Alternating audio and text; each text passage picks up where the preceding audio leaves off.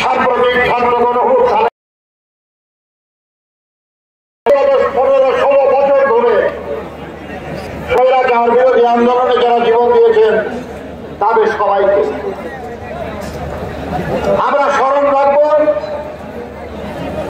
যাদের অঙ্গহানি হয়েছে, চোখ হারিয়েছেন, হাত হারিয়েছেন, পা হারিয়েছেন, পঙ্গু হয়ে গেছেন, এমন সব সাথীকে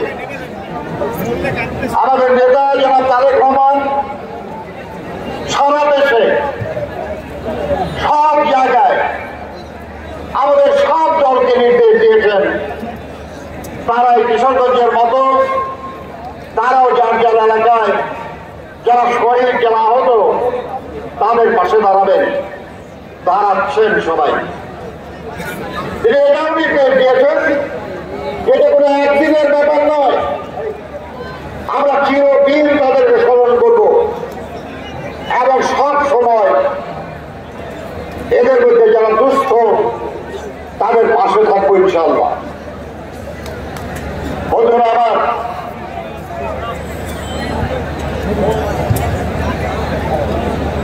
জুলাই আগস্ট মাসে এক ঐতিহাসিক গণহত্যার আমরা দেখেছি। আমাদের মনে রাখতে হবে যে দীর্ঘ 15-16 বছর ধরে যে চলমান লড়াই, গণতন্ত্র পুনঃপ্রতিষ্ঠার যে অব্যাহত সংগ্রাম, সেই লড়াই সংগ্রামের চূড়ান্ত পরিণতি অর্জিত হয়েছে জুলাই আগস্টের এই আন্দোলনে।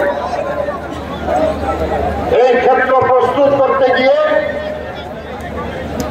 হাজারের বেশি বিএনপি এবং অন্যান্য দলের নেতা কর্মী শহীদ হয়েছেন, 700-র বেশি নেতা কর্মী গুম হয়েছে,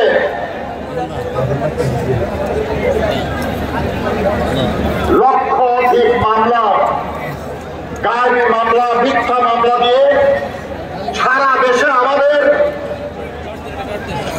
65 লক্ষেরও বেশি নেতা কর্মীকে নানাভাবে নির্যাতিত করা হয়েছে। এত খুন, এত গুম, এত নির্যাতন, এত লুট, এত অপরাধ করার পরে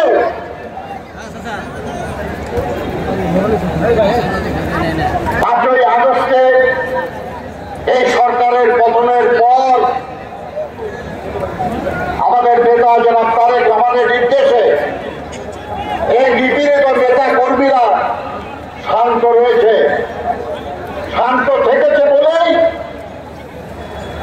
বাংলাদেশে যা ঘটবে বলে এমনকি আওয়ামী লীগের নেতারা বক্তৃতা করেছে সেটা ঘটে নাই।